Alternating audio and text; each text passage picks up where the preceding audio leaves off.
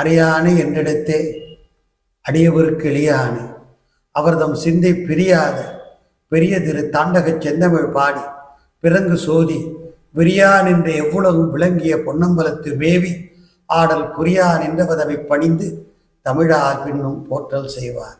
இங்கே நம்ம சிலர் தெரிஞ்சுக்கிறோம். அடியார்னு சொன்னால் அவங்க சிந்தையில் இந்த பதிகம் இருக்கணும். இது மாதிரி இன்னொரு பதிகமும் சொல்லலாம்.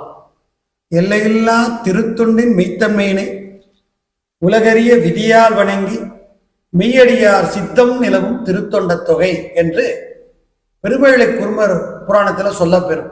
இப்போ நம்ம ரெண்டு தெரிஞ்சுக்கிறோம். மெய்யடியார்னு சொன்னால் அரணார் வழிபாட்டுக்குரிய பெரிய திருத்தாண்டகம், அடியார் வழிபாட்டுக்குரிய திருத்தொண்ட தொகை திருப்பதிகம். இந்த இரண்டு பதிகங்களும் எப்போதுமே அடியார் சிந்தையில் குடிக்கொள்ள வேண்டும். அப்படி குடிக்கொண்டாதான் மெய்யடிமைத்தரம் வரும். அவர்களே மெய்யடியார்கள் என்று ஆசிரியர் பெருமான் நம்மை வழிநடத்தி செல்லும் அந்த வள்ளல் தன்மையை பார்க்கின்றோம்.